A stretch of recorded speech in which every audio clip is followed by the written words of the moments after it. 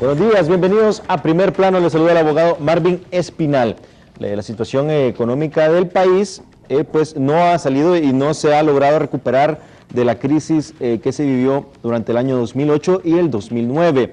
Hay muchos sectores que reportan alguna leve mejoría, pero el incremento a los precios del petróleo, sin duda alguna, que preocupan a todos los sectores y se están tratando de tomar algunas medidas para evitar un poco el impacto. Tal es el caso, por ejemplo, del transporte, que recordamos que el día lunes se decretó de que va a haber un bono compensatorio en el cual pues, el objetivo es evitar de que el incremento de combustible sea traspasado a la persona que utiliza el servicio de transporte. Sobre esta y otras temáticas vamos a abordar hoy junto a nuestro distinguido invitado, el doctor Carlos Savillón, reconocido y conectado analista económico. Muy buenos días, bienvenido, doctor. Gracias. Bueno, justamente tenemos preparada una nota para, económica, es del periodista Eddie Quintero, que va a hablar un poco sobre todo lo que está pasando actualmente en la economía del país. Adherirse nuevamente a la iniciativa de Petrocaribe que auspicia el gobierno de Venezuela recomienda al confiscador de frecuencias el presidente de la Asociación Nacional de Industriales ANDI a raíz de los altos precios del petróleo en el mercado internacional. Mire, yo soy hombre de negocio, no soy ideólogo. Entonces, si el precio está subiendo y Venezuela le da a uno la facilidad de pagar solo la mitad cash y la otra mitad en 25 años, pues la idea de nosotros al traer a los venezolanos aquí era que ese es un beneficio para el país y que el dinero de 25 años se podía invertir en represas hidroeléctricas para salir del petróleo. Para mí, una de las consecuencias más trágicas del relajo que hubo en el 2009 fue que perdimos lo de Petrocaribe. Según Facusé, el gobierno del humanismo cristiano debería enviar un delegado a Venezuela para que, si fuese incluso necesario, se le arrodille a Hugo Chávez y le proponga restablecer la relación comercial, dejando de lado las diferencias ideológicas. Ojalá que en Venezuela recapaciten también, ¿verdad? Que no estén con el rollo toda la vida. Es decir, y que pues vuelvan a dar este beneficio, porque si no es otro país que va a estar reventado con el... ¿Debería de buscar la reactivación de este beneficio? Yo creo que sí, miren, es decir, el gobierno de don Pepe Lobo no está peleado con Chávez, ¿verdad? Es decir, perfectamente pueden mandar ahí una comisión para decir, bueno, perdone lo que pasó, pero yo no soy el de la culpa, pues, y en realidad el trato nos interesa, y seguir con el trato. Yo creo que es un beneficio muy bueno el que está... Es comercial, pues mire. Es que mire, el que sube el precio del petróleo es Chávez, pero él no quiere que los países pobres de América Latina paguemos eso, sino que los países ricos. Entonces por eso que dan ese beneficio, para que no afecte a los países pobres. Para el líder empresarial no importa de qué color es el gato siempre que case ratones. El gobierno no parece indiferente a la propuesta, aunque reconoce un obstáculo en la inexistente relación diplomática entre el gobierno de Hugo Chávez, que no reconoce el régimen de Porfirio Lobo. Eddie Quintero, Noticiero Universal. Bueno, y tenemos las opciones que propone Adolfo Facusé. Regresar a Petrocaribe. Bueno, está de más, creo, ya darle los antecedentes de lo que ha pasado con el gobierno de Hugo Chávez y Honduras. Pero él, como un economista, como una persona, un empresario, él pues trata de ver pues separadamente lo que es los aspectos políticos con los económicos, en este caso con la importación de petróleo por Venezuela, pero para Hugo Chávez sabemos que es muy complicado. Una cosa lleva a la otra, están muy unidas, el asunto del ALBA y el Petrocaribe, entonces se ve complicado, pero sí ha recibido varias críticas, don Adolfo Facusé, por esta propuesta, y otras pues que admiten que la situación del combustible amerita algunas medidas y el precio del combustible pues amerita nuevas ideas y puede ser una posibilidad que habría que estudiarse. Antes de abordar este tema, pues vamos a ir a un enlace al aeropuerto Toncontín. Ahí tenemos al licenciado Alex Laínez, que está con otra persona, un invitado que nos va a hablar también otro tema relacionado con la economía del país. Muy buenos días, Alex. Buenos días, abogado Espinal, televidente de Primer Plano. En estos momentos nos acompaña el ingeniero Alejandro Álvarez, quien es presidente de la Cámara de la Construcción en el país. Nos habla en primera instancia de la deuda que tiene el gobierno con las diferentes compañías constructoras. ¿Esto está realizando que se cancele o que no se continúe trabajando en los proyectos que estaban realizando, don Alejandro? Sí, Alex, la realidad que es lamentable la situación de la industria, además de que industrialmente tenemos problemas de producción porque no hay suficiente inversión nacional para generar industria de la construcción, más el problema de ejecución que tiene nuevamente el gobierno, ha hecho que la industria cayera en un 10%.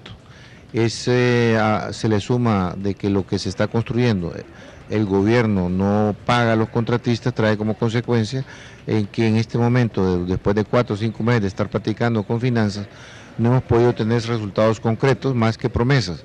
Hoy tenemos una conferencia de prensa a las 8:30 que los invitamos, donde invitamos a la parte de finanzas que llegara porque nos han ofrecido que en esta semana a través de la viceministra Evelyn Bautista van a pagarle a algunos contratistas unas cantidades considerables y el tesorero nos ha indicado que en el otro jueves va a pagar alrededor de 200 millones de deudas. Aún así, la deuda actual es de 520 millones en finanzas y vienen 1.000 millones adicionales de proyectos ejecutados en Soctravi, en el Fondo Vial y otras organizaciones e instituciones del gobierno. Esto significa que los proyectos, sobre todo los últimos de infraestructura vial, podrían causar ciertos tráficos, sobre todo para esa temporada mayor en el turismo, pero esto debido a que el gobierno pues no ha podido cancelar y esto obviamente dificulta a ustedes el trabajo. De hecho, la mayor parte de las empresas están ahorita o semiparalizadas o paralizadas y eso ha traído como consecuencia de que alrededor de 900 máquinas se ha apagado la llave del motor porque no tienen capacidad para comprar el combustible y los contratistas están siendo amenazados porque hay muchos que no han podido pagar planilla, ya han agotado todos sus recursos de financiamiento y no hay comprensión de parte del gobierno en este aspecto. Entonces el compromiso y el micrófono está abierto, don Alejandro Álvarez, para que el gobierno escuche y pueda realizar estos pagos y así evitar estos engorrosos trámites que se están realizando y sobre todo esta problemática que están recibiendo ustedes como empresa privada. Sí, nosotros lo que pedimos a Finanzas que le pague a aquellos contratos que están debidamente legalizados en forma correcta dentro del ministerio y que no le den ningún trámite más que definirlo con el procedimiento que ellos han puesto, primeras entradas, primeras salidas, y que a aquellas estimaciones que ya tienen más de 45 días se le da la prioridad principalmente a estimaciones de menos de 5 millones de lempiras y que rápidamente algunos les paguen en bonos o en abonos o en efectivo, pero que paguen, y ese es el problema que tenemos, que no hay ninguna búsqueda de solución de parte de finanzas, sino que lo que se busca realmente es tener una represa a los contratistas que lo único que conlleva es un atraso en el crecimiento del Producto Interno Bruto. Abogado Espinal, no sé si usted en estos momentos tiene alguna consulta a realizar a nuestro panelista de este día. Sí, quería consultar sobre la industria de la construcción, que sabemos que continúa, es un sector que continúa deprimido, que no ha logrado recuperarse. Quería saber, por la noticia que se ha dado, que en Tegucigalpa se va a construir un mall que sería el más grande en Centroamérica. ¿Cree que eso pueda revivir un poco la construcción, por lo menos en la ciudad capital? Y también cree que este es el momento adecuado para, cuáles son las condiciones para el evento de Honduras Open for Business que se va a llevar en mayo. Sí, yo creo que tenemos que definir algunas cosas, abogado. La situación es, en la medida que el gobierno permita la inversión extranjera y le dé garantías, en esa medida la industria de la construcción trabaja, porque nosotros dependemos de los inversionistas. El inversionista viene, tiene que construir sus proyectos, eso genera entonces la confianza. Y otra cosa, cuando usted empieza a ver edificios creciendo, calles pavimentadas, usted siente también el deseo de invertir y se produce entonces un círculo virtuoso y la gente empieza entonces a generar mayor consumo, el consumo trae mayor inversión y la inversión trae nuevamente más trabajo, el más trabajo, más consumo, el gobierno tiene más impuestos, se generan proyectos sociales y se forma entonces un crecimiento económico muy considerable. Si usted evalúa lo que informó hoy la presidenta del Banco Central, que la economía creció en 3.9, pero la construcción cayó en 10%, ¿qué hubiera pasado realmente con una buena política de infraestructura del gobierno? Al pago correcto y rápido a los contratistas estaríamos creciendo al 6%. Y eso es lo que no toman en cuenta y eso es lo que no entienden los mandos del gobierno central.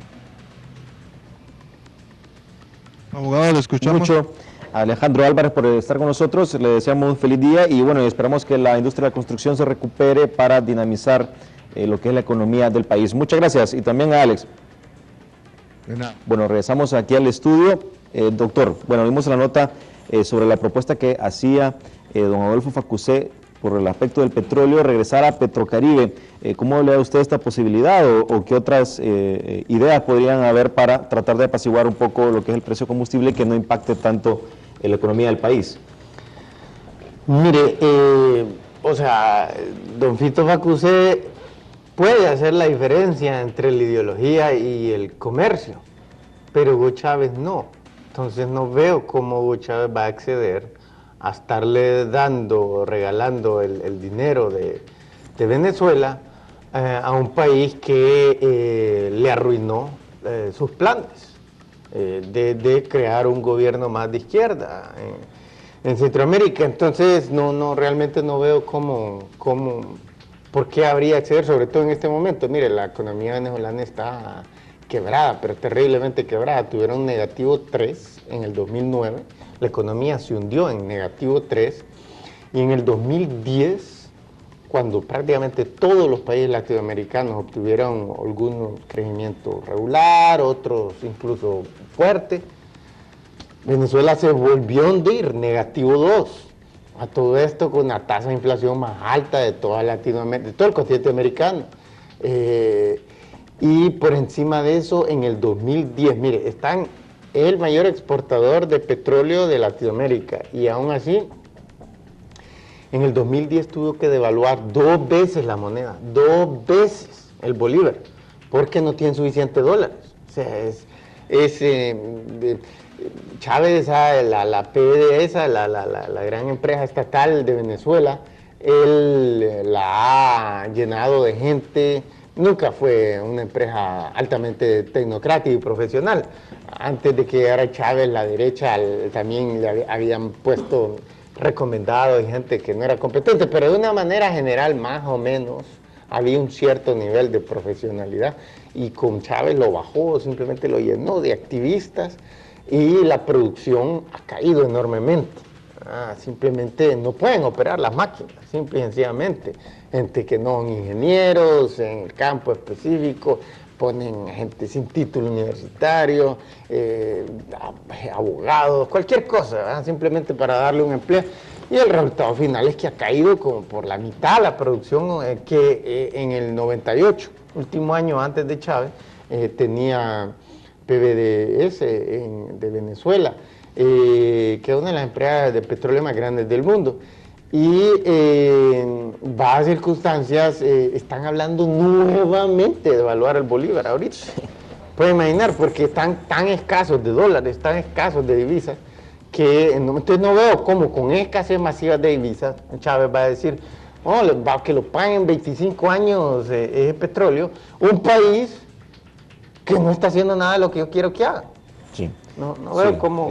Es complicado, y hay que ver también cómo está la situación del interno de Venezuela, como nos estaba explicando usted, y también, pues, algo insólito es que tengan problemas de energía, se reportan apagones al interno, crisis energética dentro de Venezuela, a pesar de que han impulsado hidroeléctricas y tienen petróleo. Aún así el gobierno pues ha sido incapaz de solventar el problema energético, entre otros muchos otros temas. Y es una situación complicada también política que tiene Hugo Chávez a lo interno. Se aproximan unas elecciones, estamos a la espera a ver qué pasa con la influencia que tiene Chávez en el gobierno, que pues lo ha llevado a tener desde 1998, pues estar al mando de Venezuela. Entonces es complicado, pero sí es cierto, ya el tema de Petrocaribe va de la mano con el tema político obligatoriamente. Es algo ingenuo pensar de que Hugo Chávez no va a tener exigencias políticas a cambio de la ayuda, entre comillas, que pueda dar con Petrocaribe. Y volver a las situaciones pues sería regresar y pegarnos en los dientes con la misma piedra prácticamente. Así que esperamos que se busquen otras medidas alternativas con la situación del petróleo. Yo simplemente creo que él no tiene la capacidad, aún si quisiese, sí, porque él le ha recortado a otros países aliados de él, no digamos países en su mismo país, tiene que recordar que simplemente no hay dinero. No hay dinero, es una cosa, un déficit fiscal, por ejemplo, solo se puede estirar. Entre más se estira, más inflación. Entre más inflación, más golpea a los pobres, porque los pobres tienen un salario fijo y van a la pulpería, al supermercado y todo está aumentando. Entonces, entre más aumenta la inflación, más se enojan los pobres contra él. Y ha estado perdiendo popularidad enormemente, Entonces, es una cosa que políticamente él sabe que tiene un límite. Él en su mundo de ideología de izquierda, él cree que imprimimos más papel moneda, que giramos más ya para este entonces ya le queda más o menos claro que no se puede estar sobregirando un déficit fiscal, no se puede estar gastando el Estado así a lo loco, sobre todo en cuestiones sociales que no generan crecimiento económico. Entonces, cuando eso pasa, se tiene una situación en donde se deteriora cada vez. Y yo lo que le estaba, se lo dijeron varias veces, él dijo, no, yo soy un genio de aquí, me las puedo arreglar así nomás, y ahora está pagando los precios. Evo Morales también le dijeron eso, no, yo soy un genio aquí. Y ahora los mismos obreros bolivianos están sumamente molestos con él, y él tiene dificultad a veces hasta para hacer un discurso en una plaza pública porque la gente le sale ahí tirándole tomates o piedras o con candelas de dinamita amenazándolo que lo va. Entonces, simplemente no creo que siquiera tenga la capacidad Venezuela para hacer eso. Eso era en el... ¿Cuándo fue? ¿En el 2008? 2007. 2007, que fue la primera. El precio del petróleo no paraba de subir y no paraba de subir y no paraba de subir. Y en este momento sigue subiendo, pero entonces la economía venezolana está creciendo como a 6-7% anual. En este momento está en cifras negativas. Mire, yo creo que va a haber una devaluación aquí en Honduras porque el déficit comercial se está deteriorando, fundamentalmente por la factura petrolera, que cada vez tiene que pagar más, y por la factura de alimentos, que también está en un rápido aumento. Entonces, el gobierno de Honduras en el 2010 aumentó las exportaciones y las divisas, las remesas también aumentaron, pero no aumentaron tan rápido como aumentó el precio del petróleo, y ahorita está aumentando todavía más rápido. Sí. Entonces, no veo, hay un desbalance que cada vez se está haciendo más grande entre lo que le entra al país de divisas por concepto de exportaciones y remesas y lo que sale por concepto de importaciones. Y lo peor es que, digamos, las remesas, que es una cosa que nutre enormemente la balanza de pago en Honduras, depende de que la economía de los Estados Unidos vaya a estar bien. Históricamente, la economía de los Estados Unidos siempre ha derrumbado cuando el precio del petróleo sube demasiado rápido. La última fue en el 2009. Entonces, es altamente probable, por encima de eso tiene un mal presidente. Obama es un presidente bastante inepto en materia económica. Él es la persona más de izquierda. La izquierda siempre está obsesionada con los temas sociales, y eso fue su política de entrada hasta la fecha, ha sido la socialización de la medicina estadounidense. Entonces, lo más probable es que no han podido lidiar con un rápido aumento del petróleo otros gobiernos estadounidenses que estaban más focalizados en la economía, menos para que lo pueda hacer él. Una vez que caiga la economía de los Estados Unidos, van a caer enormemente las remesas de los hondureños allá en los Estados Unidos para acá, y por encima de eso, como van a estar comprando menos, y ya están comprando menos los estadounidenses porque tienen que pagar más gasolina. Entonces están recortando en otro montón de áreas, ropa por ejemplo, y Honduras exporta bastante ropa hacia allá. Entonces, nuevamente vamos a ver otra repetición, aumenta el desempleo aquí en Honduras, y las exportaciones disminuyen, entonces le entra menos por dinero por exportaciones y por remesas. Entonces el desbalance es todavía más grande. Entonces, eventualmente van a tener que devaluar. La vez pasada, en el 2008, el Fondo Monetario quería que devaluara Honduras porque había un desbalance en lo que entraba de divisas y lo que salía, pero como estaba un gobierno de Manuel Zelaya y él está recibiendo una buena cantidad de Hugo Chávez, como lo dijo en un periódico el otro día, que recibía más de Chávez que del Fondo Monetario, entonces él podía decir, no le voy a hacer caso, pero este gobierno sí está supeditado, su fuente fundamental de ingresos es el Fondo Monetario y todos aquellos bancos que están ligados directo e indirectamente a la decisión del Fondo Monetario. Entonces, si les dice a ellos que evalúen, van a tener que evaluar, y así ha pasado con una gran cantidad de gobiernos. Sí, y bueno, noticias buenas que habían, como las exportaciones del café, el aumento de divisas. El oro, lamentablemente, a que se anuncia, por ejemplo, hoy en el periódico, que tiene un umbral de $1.450, supera el precio de la onza, pues en Honduras, por ineficiencia legislativa, no hay un marco jurídico pues que pueda motivar a los inversionistas, a muchos inversionistas que estén interesados en explotar el oro. Entonces, esta divisa, por ejemplo, que sí se tuvo con el café, pues se ven prácticamente eliminadas por el aumento del precio del combustible. Justamente el gerente de Unopetrol, Fernando Ceballos, expresó que existen indicios de que el precio del petróleo internacional, aunque está estable, continúa por encima de los $100 y cree que sería inédito que el precio máximo de este combustible estuvo por encima de 90 lempiras en Honduras en el 2008. 90 es el precio más alto que ha tenido Honduras de combustible y él espera que para este año se supere y que los hondureños lleguemos a comprar el galón de combustible a 100 lempiras. ¿Cree que para este año logramos ver ese precio en el país? 100 lempiras sería algo, pues... Yo creo que es casi seguro, porque el problema está en que en esa crisis del Medio Oriente hay varios otros factores que están empujando el precio del petróleo hacia arriba, como la creciente demanda de China e India, pero esa es como una cosa constante y estable que está ahí siempre succionando más y más y más petróleo del mundo y por consiguiente empujando el precio. Pero lo del Medio Oriente es una cosa inédita, única, y el Medio Oriente pues representa la mayoría de las exportaciones a nivel mundial de petróleo, sobre todo para Europa. Eso va a destabilizar enormemente la economía europea. Y si cae la economía europea, va a caer la de los Estados Unidos, porque Estados Unidos le compra y le vende una gigantesca cantidad de productos a todos los países de Europa Occidental.